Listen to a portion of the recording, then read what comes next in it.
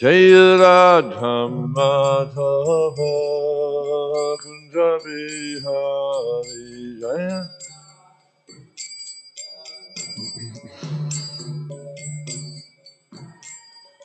Gopi Chandra Vallabha Girivardhari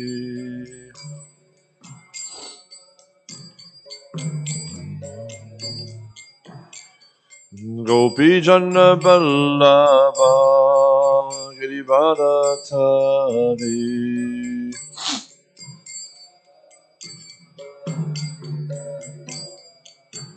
Jaya Radha Madhava Kunja Bihari Jaya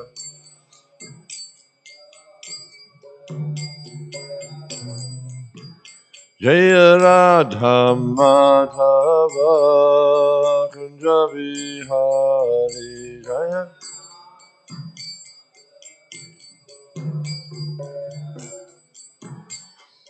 Gopi Chandra Vallabha Girivardhari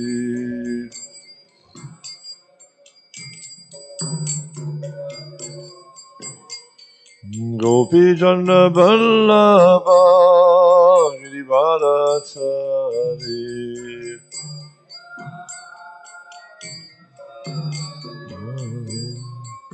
Yashoda Nandana Braja Jana Ranjana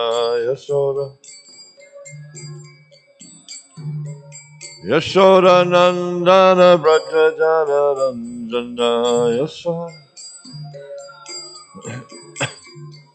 Yamuna Tira Vanachari Yamuna Tira Vanachari Yamuna Jaya Radha Madhava Kunja Bihari Jaya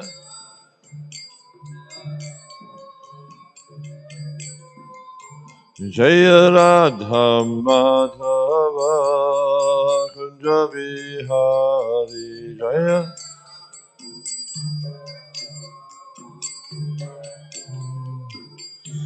Gopi Chandra Vallabha Girivardhari Gopi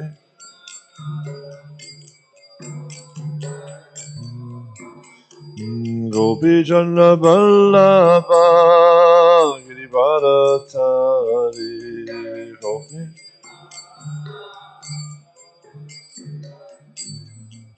Yashoda Nandana Braja Jana Ranjana Yashoda Nandana Braja Jana Ranjana Yashoda Yamuna Tira Vanachari Yamuna Tira Vanachari Jaya Radha Madhava Kunja Bihari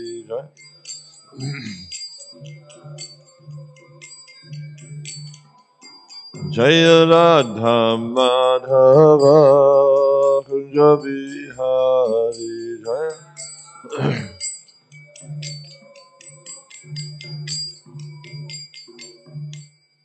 Jai Nitya Vishnu Vishnu Pan Paramahansa Hari Vrajaka Charja Asto Talasata Shri Srimad His Abhay Charana Ravinda Bhakta Samasra Prabhupada Ki ISKCON BBD Founder Acharya Save the Whole World Srila Prabhupada Ki Jai Nitya Vishnu Vishnu Pan Paramahansa Hari Vrajaka Charja Asto Talasata Shri Srimad His Sri Bhakti Siddhanta Saraswati Thakur Maharaj Ki Ananta Koti Vaishnavinda Ki Nama Acharya Shri Dastakuri Ki Premjaka Ho Sri Krishna Chaitanya Prabhu Nityananda Sri Advaita Gadadhara Sri Sadhguru Bhaktivinoda Ki Sri Sri Radha Krishna Gopinath Shama Kunda Radha Kunda Giri Govardhana Ki Braj Bhumi Shivindama Dama Ki Navdip Mayapur Dama Ki Purushtam Chetra Jahanpuri Dama Ki Gangamai ki, Jamunamai ki, Bhakti Devi ki, Tulasi Maharani ki, Sama Veta Bhaktivinoda ki, Jai Nitai Go Premanandi, oh glories to somebodies, oh glories to somebodies, oh glories to somebodies, oh glories, oh glories, let us be the Shri Guru and Shri Garanga, oh glories to Shri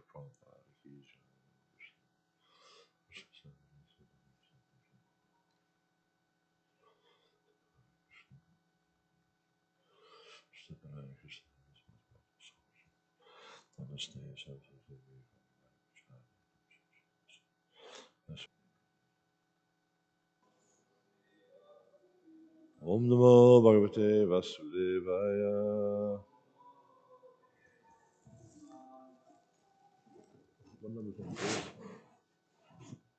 What number's on the board?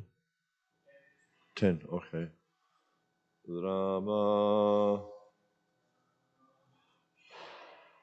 Radeshu Vidi Vat Rama Radeshu Vidi Vat Rama Radeshu Vidi Vat Puna Aprutya Vishnaya Puna Aprutya Vishnaya Puna Aprutya Vishnaya Rama Radeshu Vidi Vat Puna Aprutya Vishnaya Dadu Swanam Dvijagriyabhya Dadu Swanam Dvijagriyabhya Dadu Swanam Dvijigribhya Krishna no Bhakti Astu Iti Krishna no Bhakti Astiti Krishna no Bhakti Astviti Dadu Swananam Vijigrebhya Krishna no Bhakti Astviti Rama Radeshu Vidivat Puna Aplutya Vishnaya Dadu Swanam Dvijagrebhya Krishna no Bhakti Rastviti Rama Radeshu Vidivat Puna Aplutya Vishnaya Dadu Swanam Dvijagriyebhya Krishna no Bhakti Rastviti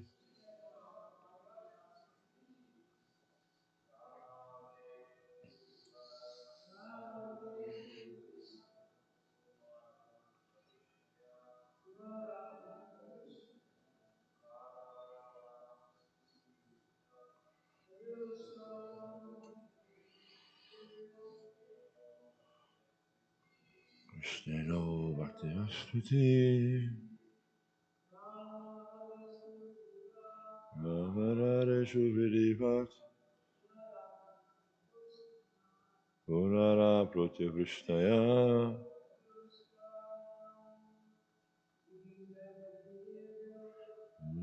Shanam Grija Griyabhya Krishna no Bhakti Rastviti Ramaradeshu Vidivat Protya Krishnaya Dadu Swanam Dvijagriyebhya Krishna no Bhakti Rastvati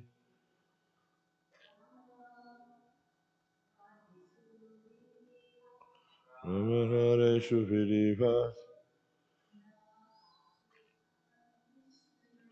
Punara Prutivishnaya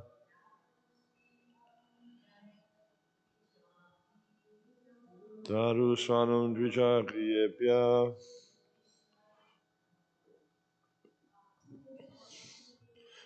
Krishneno Bhaktirastviti Rama of Lord Parashuram Hradeshu in the lakes Vidivat in accordance with scriptural injunctions Puna again Aplutya taking a bath Vishnaya the Vrishnis Dadu gave Su fine Anam food Dvija to Brahmanas Agriyabhya excellent Krishna to Krishna Na our Bhakti devotion Astu may there be Iti thus translation in accordance with scriptural injunctions the descendants of Vrishni then bathed once more in Lord Parashuram's lakes and fed first-class brahmanas with sumptuous food. All the while they prayed, may we be granted devotion to Lord Krishna. Responsively, please. In accordance with scriptural injunctions, the descendants of Vrishni then bathed once more in Lord Parshuram's lakes and fed first-class brahmanas with sumptuous food. All the while they prayed, may we be granted devotion to Lord Krishna. Short purport. This second bath marked the end of their fasting on the following day. Very deep purport, huh? But actually there's a lot of information there. And I will read these other texts, but I just thought to discuss this a little bit. So there's two important points that come out here for me. First off, well, there's many important points, but two that stand out quite strongly. At the end of the function, they took bath again. So at the beginning of the function, they take bath, and at the end of the function, they take bath. And we can see that in Vedic culture, cleanliness is very, very important. And you'll see in all these functions, when the description's there, you'll see how the followers of the Vedic culture always maintain a very, very high standard of cleanliness. We'll see, like also in Vedic texts, they talk about malechas and yavanas, and particularly malechas are considered to be people that are unclean. They don't bathe regularly, they don't have clean habits and things like that. But in Vedic culture, this cleanliness is given a lot of importance, and not just, we see here they're bathing their bodies, so their body is clean. So, but also externally, everything is clean. Their environment they keep clean, their home they keep clean. When they're doing worship of Krishna, they're very, very clean.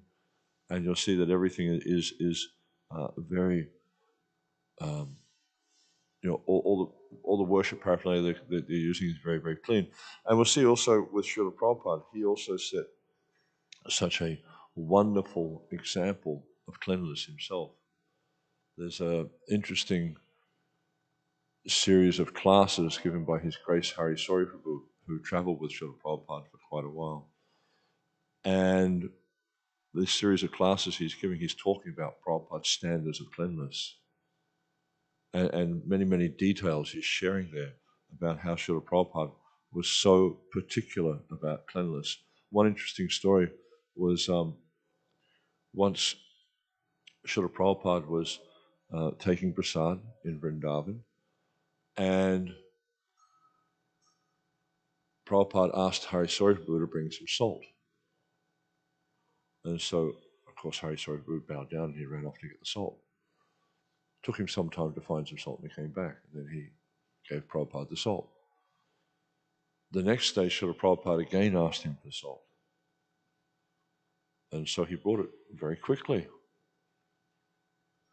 And Prabhupada asked him, he said, yesterday when I asked you to bring the salt, it took you a certain amount of time. But today when I asked you to bring the salt, you brought the salt very quickly. Why?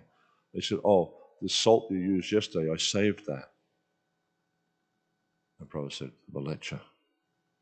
Straight away he was giving him instruction on what it means to be clean. It means you don't, the remnants of a meal, this is called uchista. Uchista means unclean. So we don't, save the remnants to, like you've eaten from a plate and you leave some on the plate. You don't save that for tomorrow or whatever. And we'll see this is quite common in Western society. It's like that they'll have something left over from the meal, they'll put it in the fridge with all the unoffered items, all the kind of, the uncooked items. So it's very unclean, this Western society. And one of the things that in our Vedic culture, in our Krishna conscious movement, many of the restrictions we have, the rules we follow, these are focusing on training us how to be clean. Because Srila Prabhupada, he makes a very interesting statement in the 13th chapter of the Bhagavad Gita, a purport there. He said, without cleanliness, it's not possible to make spiritual advancement. So this is a very, very important element that we need to focus on, is this cleanliness and how to cultivate cleanliness. Because the idea is by keeping ourselves externally pure, then we cleanse ourselves, we cultivate internal purity. And by cultivating internal purity, we also develop external purity. They have like a symbiotic relationship. And so you'll see, if we're always keeping our environment where we live, the room where we sleep in, the place where we eat, the place where we bathe, everywhere we keep, even like, you'll see in a clean environment, even the rubbish bins are clean. But we see in most places you go, the rubbish bins, they stink. But this is not a clean environment. I remember some time ago being in Singapore, and I know in most countries when the rubbish truck comes down the road, you can see it, you can hear it, you can smell it, because it stinks. In Singapore, all the rubbish trucks are spotlessly clean. They clean them every time they use them. So this is, and you'll see, you go to a place like Singapore, the place is spotlessly clean. There's no rubbish on the ground. There's no, people don't throw, they use the bins, and everything's kept very, very clean. So in Vedic culture, cleanliness is something that is held in high regard by the citizens, because they understand that purity is essential for cultivating, or cleanliness is essential for cultivating the higher modes of nature. Because when we're unclean, we're cultivating ignorance and passion, and as we understand, mode of goodness is very helpful for developing a spiritual consciousness. And we'll see this is emphasized in Bhagavad Gita. So we see here with this, this brata they're observing, that they're going to Srimad Pankaja on the occasion of a full solar eclipse. So they bathe, then they fast and observe various religious rites. Then when they're finished, they bathe again. So very, very important to understand how important cleanliness is. And the other point that really stood out for me with this verse was, even though they're going through all these different religious functions, their whole consciousness is may we be granted devotion to Lord Krishna. And you'll see as this story unfolds here, when all these, the Vrishnis, the Yadavas,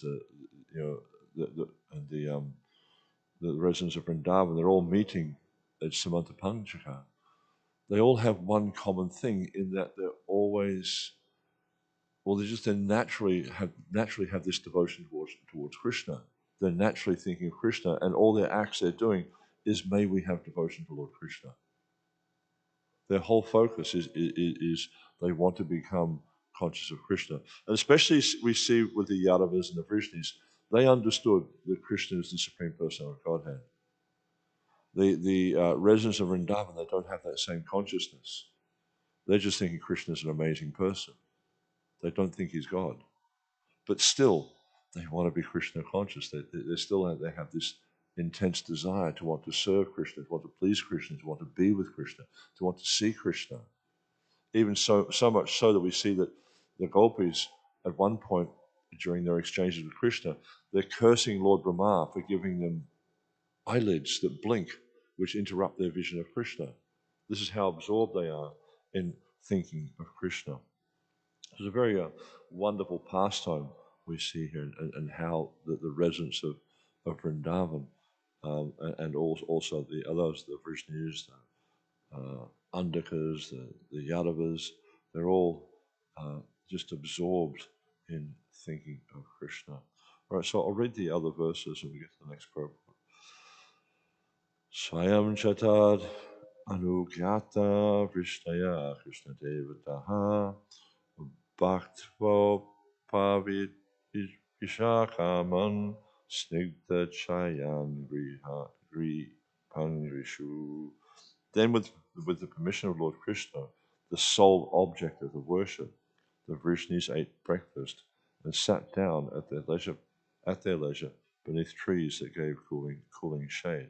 So again we see this point, the sole object of their worship. They weren't interested in worshipping any of the devatas, any other god. They just wanted to worship Krishna because he's so attractive. Chatra gatam chedadrishu suhrit sambandino nripan matsyo shinara koshalya vidarbha kuru shinjayam kambojo kayanad madran kuntim anarta keralam anyang chaivatma pakshiyan paranguscha shatasonipa nandadin suridogopan gopis chokantitascharam chiram. The Yadavas saw that many of the kings who had arrived there were old friends and relatives, like the Matsyas, the Ushinaras, Kansalyas, Vidarbhas, Kurus, Srinjayas, Kambojas, Kaikayas, Madras, Kuntis, and the kings of Anarta and Kerala. They also saw many hundreds of other kings, both allies and adversaries. In addition, my dear King Parikshit, they saw their dear friend Nanda Maharaj and the cowherd men and women who had been suffering in anxiety for so long. And we read elsewhere in the 10th canto the descriptions of the residents of Vrindavan. When Krishna left with Akrura to go to Mathura, how the residents of Vrindavan were just immersed in this separation, these feelings of separation from Krishna. And it was so deep that some of them could not function any longer. They just became stunned by this separation.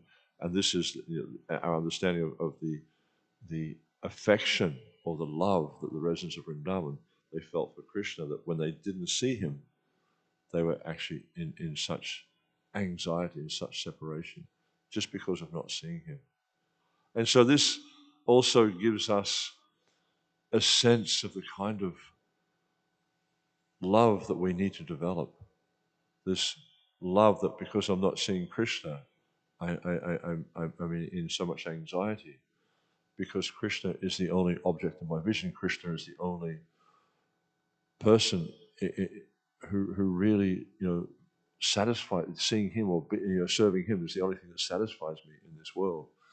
And we'll see also there's that very nice song by Srinivasacharya, the Sadgoswami Astaka. And it's, Hey Rad, Hey Brajadevi, Hey Nanda, how the Goswamis are so immersed in Krishna consciousness that they're always calling out, Oh Radha, oh Krishna, where are you? And they're going around Vrindavan looking for them everywhere they go. And there's a really interesting description in the Krishna book when Akrura went to Vrindavan to meet Krishna, and he had this anxiety that he was expecting at any moment to see Krishna. And it describes there that this is actually the consciousness that we should have when we enter or when we go to visit Vrindavan, is we're expecting that at any moment we might see Krishna. And I remember the first time I went to Vrindavan, then I was reading this because I read it previously, and I remember Prabhupada saying we should cultivate this mood of looking for Krishna. And so I read this as I was on the way to Vrindavan, and it was quite a mystical experience for me. Going to Vrindavan, we came into Vrindavan at dusk, and the cows were all coming, returning to home, and the dust raised by the cow hooves. It was just such a mystical experience. The sun was setting and everything. And we all of us, because we're reading this, there was three of us traveling together, and we're reading this pastime together. It was such a wonderful experience entering Vrindavan with this sense of expecting to see Krishna. And this is how we cultivate our Krishna consciousness, is by always trying to absorb ourselves in these thoughts of Krishna. And this is the whole point of our practice, is to become more and more absorbed in these thoughts of Krishna. And we see here with these great personalities, they don't have to work on this. They don't have to practice some sadhana to achieve this, because they're naturally drawn to Krishna. And this is a more advanced stage of devotional service.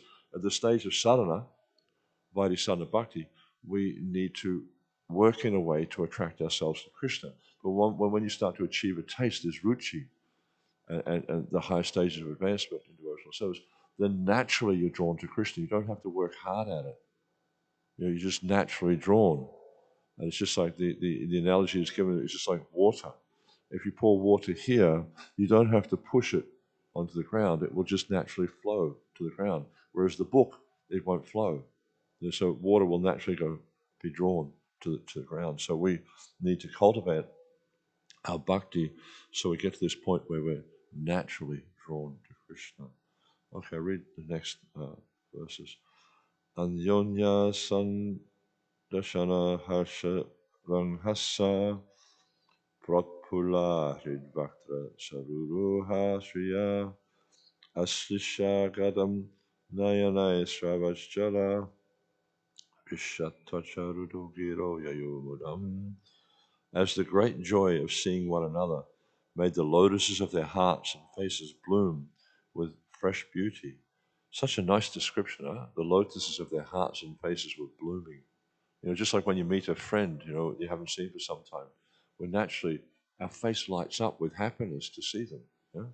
So you can just imagine, that they're actually seeing other great devotees, and they're so attracted, they're so happy to see these persons. As the great joy of seeing one another made the lotuses of their hearts and faces bloom with fresh beauty, the men embraced one another enthusiastically, with tears pouring from their eyes, their hair on their bodies standing on end, and their voices choked up. They all felt intense bliss. And these are actually symptoms of great devotion. They're not ordinary mundane symptoms, because these are great devotees meeting each other. And they derive a lot of satisfaction, a lot of bliss, as is being pointed out here, through this meeting of each other.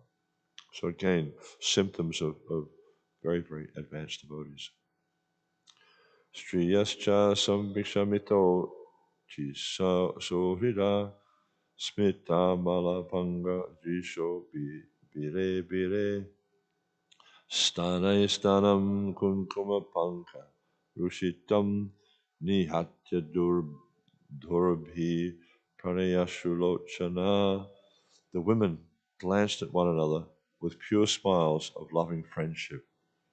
A very interesting statement also is that their affection for each other was so great, there was no material contamination. We see often in relationships in the material world, there's a lot of envy.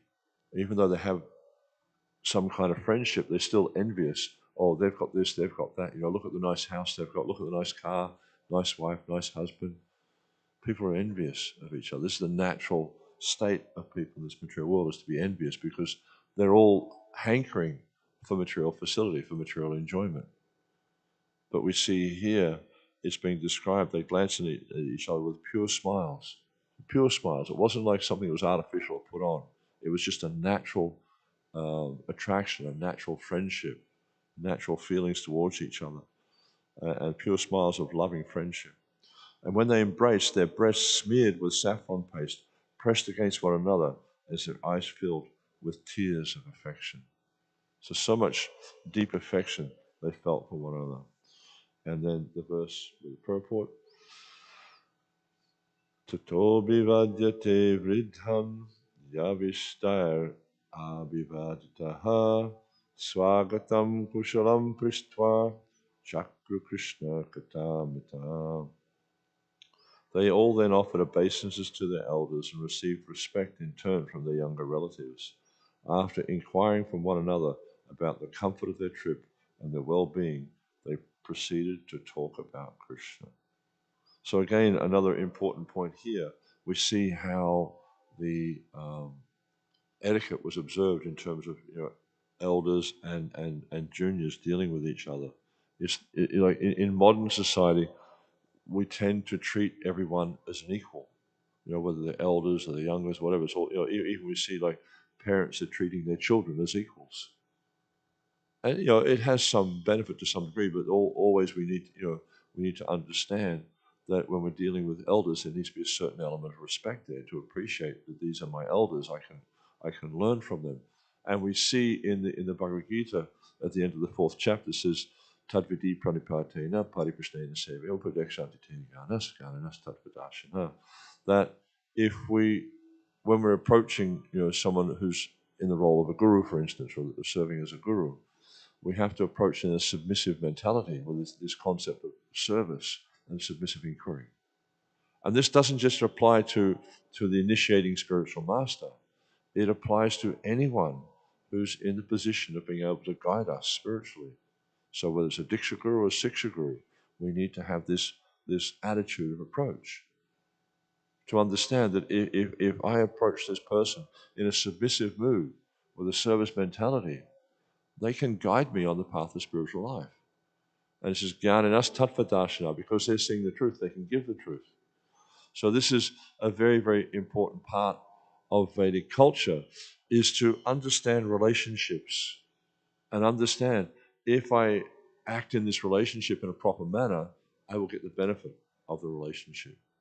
Let's just say I did a seminar, or not a seminar, but a class on deity worship in New Vrindavan day before yesterday. And we were talking about the mood of worship, how our acharyas have given us a very specific mood of worshipping the deity. And I made the point that if we follow the vidhi, if we follow the rules that are given in deity worship, this mood of worship, we'll get the benefit of the relationship. But if we don't follow the rules, the benefit's going to be reduced, significantly reduced. So in the same way, in a relationship, if we understand what the relationship is between one person and another, and we act according to that relationship, we'll get the benefit of the relationship. Just like, if one approaches the guru, for instance, a guru, any guru, who's giving us instruction, but we don't have the appropriate respect, then we're not going to get the benefit of the relationship. We're not going to get knowledge. Just like we see in the Bhagavad Gita, Arjuna, at one point in the Gita, in the beginning of the 2nd chapter, he says, Sishyasteham sadimam tvam papanam. He says, now I'm your disciple and soul surrendered to you. Please instruct me. Before that, the relationship was quite different. Krishna was his friend, and he was interacting with Krishna as a friend. And we don't see, there were occasions before that where Krishna went into such deep instructions as he did in the Bhagavad Gita. Of course, there were some small exchanges, but not like the Bhagavad Gita, where he just, period of like 650, 700 verses where he was just instructing him on spiritual life, on spiritual values, how to advance spiritually. But at that point when Arjuna said, now I am your disciple and the soul surrendered to you, please instruct me, then Krishna changed the way that he interacted with Arjuna. And he interacted as a guru, not as a friend. He still had the friendly relationship was still there, but the relationship took a different kind of flavor. Very important to understand how to act properly with our elders. And even though we may have friendly dealings, still the respect has to be there. We have to understand that this person is my senior, this person is my elder, therefore respect needs to be there. And also as the junior, then a natural service attitude is very, very helpful when we serve the elders. Purport. These are the special dealings of Vaishnavas. Even the family entanglements that delude ordinary conditioned souls are no encumbrance for those whose family members are all pure devotees of the Lord. Impersonalists have no capacity for appreciating these intimate dealings, since their philosophy condemns as illusory any kind of personal, emotional existence. When followers of impersonalism pretend to understand the loving relationship of Krishna and his devotees, they only create havoc for themselves and whoever listens to them.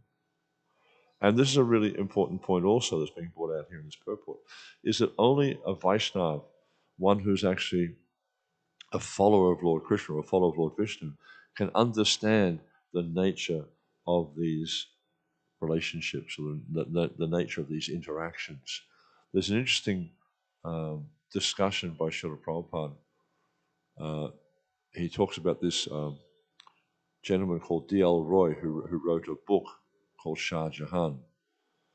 And his friend who had read the book was speaking to him and saying, look, I don't understand why you've called the book Shah Jahan, because it all seems to be about his son, Aurangzeb, and the way he was persecuting, because Aurangzeb, he imprisoned his father, he killed his brother, he did so many, heinous activities just to try to, to take over the kingdom and to be the ruler.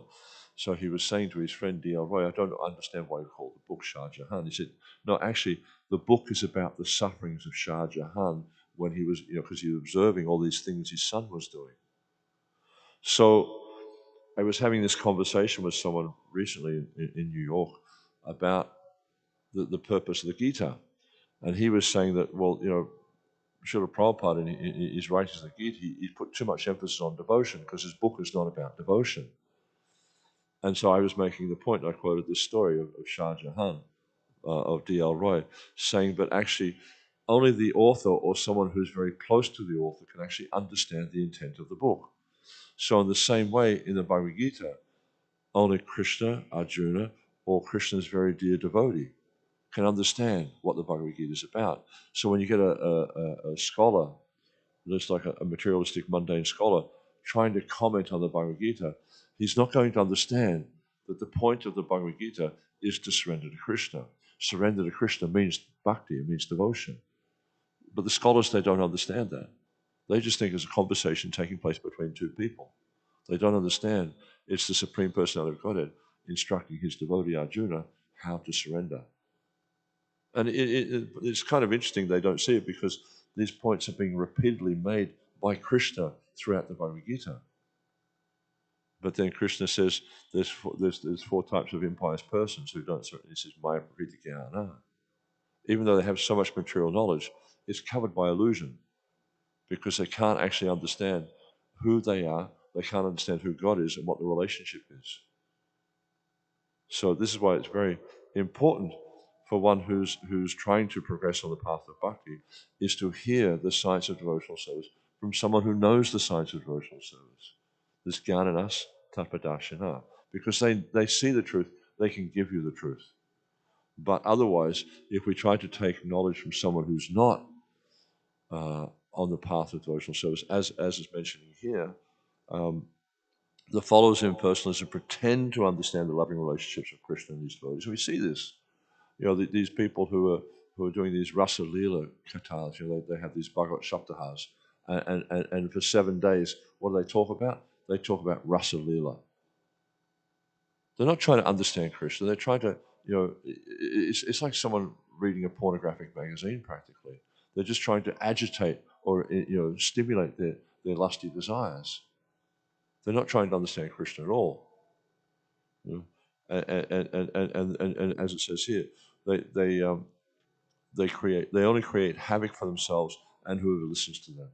And there's that interesting verse, Shruti Smriti Puranadi, Pancharatri Vidimbana, Aikantaka Harim Bhakti, Utpatayaiva Kalpata. This is Rupa Goswami is explaining that persons who try to practice devotional service, this is their so-called devotional service, which is not done according to the Shruti, the Smriti, the Puranas, then this practice only creates havoc. Utpatayaiva Kalpata. It just creates a disturbance in society. And we see this. You can go to Vrindavan, you'll see so many, Bhagavad Saptahas happening during Kartik, and so many different, Mayavadi and persons presenting their understanding of these exchanges between Krishna and his devotees. And people just become bewildered. They have no idea actually what's happening. They just think it's ordinary mundane dealings because they're covered by the influence of the material nature. They just think it's an ordinary mundane dealing. And only those persons who have understood the path of bhakti from a devotee of Krishna, from a pure devotee of Krishna, like Srila Prabhupada, can understand actually what is the purpose, what is the intention of these exchanges.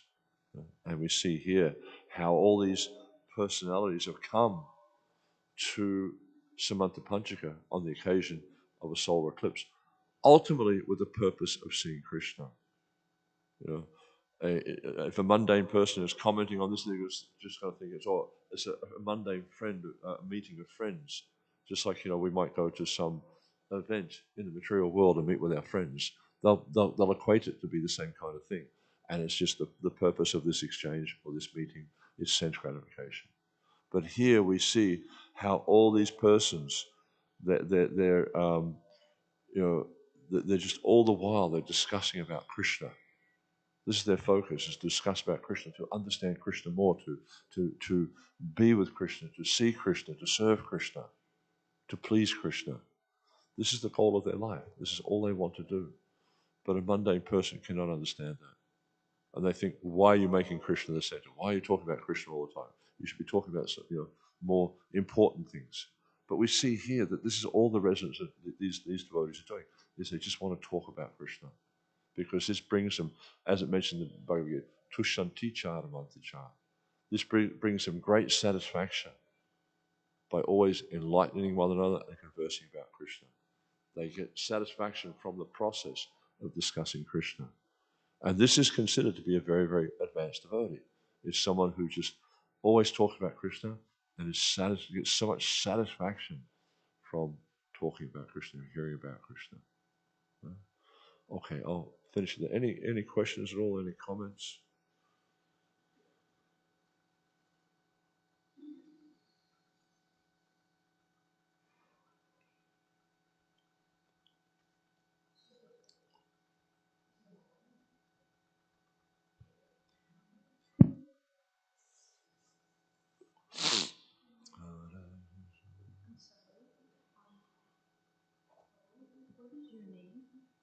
Can you speak into the microphone? Can you hear me? Yeah, I can now. Oh, I'm saying, I'm sorry. What is your name, Prabhu? Narashima Kavaca Das. Okay. Here, sometimes there's an acoustic situation. Can you hold the microphone a little closer? Thank you. Sometimes there's an acoustic situation in the room. And anyhow, it seems that you were having a conglomerate of lessons, but they all were sized down to the seriousness of your devotion, because cleanliness in any faith is godliness, and being focused and very sincere without distractions or allowing to bring any of the Maya into the temple if you're devotee. These are some of the understandings I was getting, and being a great example in every capacity. So when you really elaborated on cleanliness and purity, and that's the prasadam and everything. And there's bacteria that can get into prasadam. If you leave the water open, larvae can get the in the water. Um, and if you're in the flower room, every place should be spotless. But it does seem at times when we get to a level where we feel that we have read books and have gotten initiations, that we get lax on practicing the cleanliness and the standards that I've heard about. But it has to be innate, of course.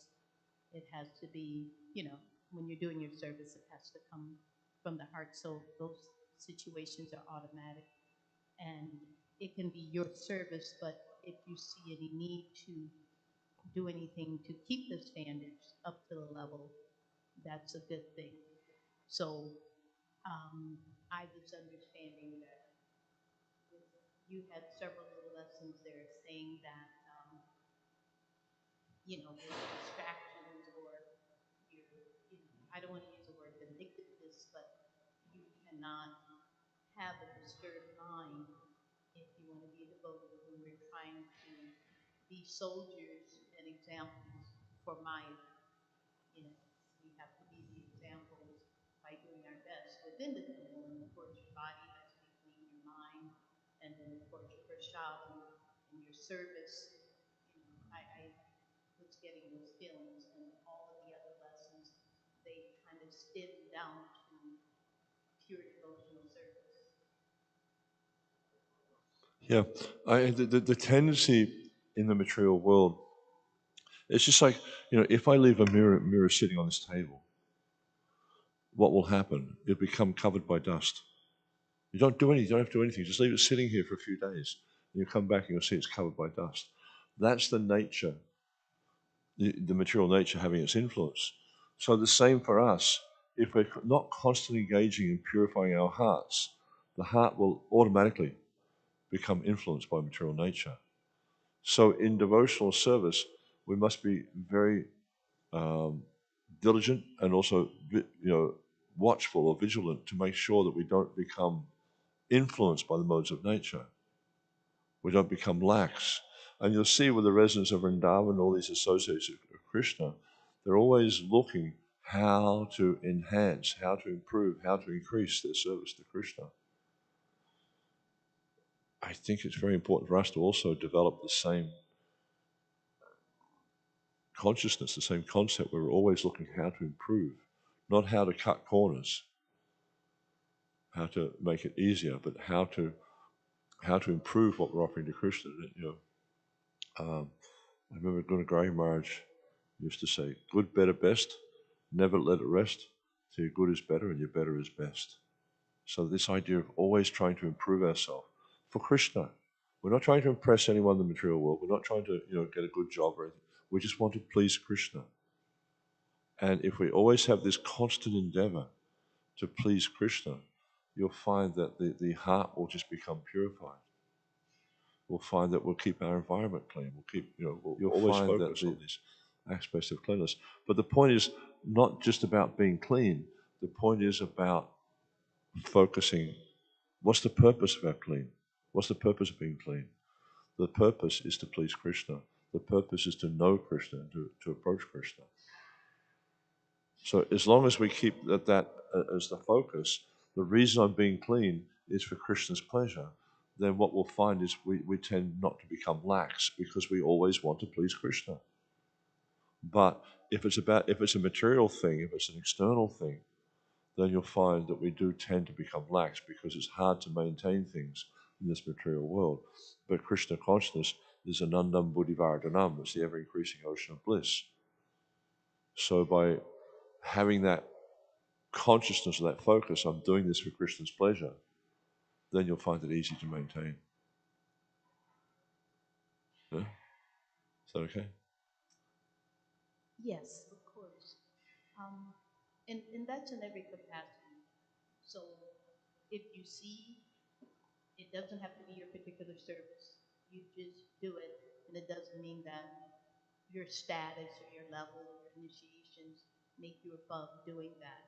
And to be a leader is always by being an example in whatever your field is. So no one's above cleanliness or doing pure devotional service sincerely, because of course it's not about the people. Because our guests come here with big eyes and big hearts, we want them to be accommodated, not for our own personal gain, but Krishna will be very happy if our guests come in and they see us at our utmost standard. Yeah. Whether it's spiritual, whether it's the lecture, and definitely the hospitality includes cleanliness. Yeah, yeah, completely. Thank you.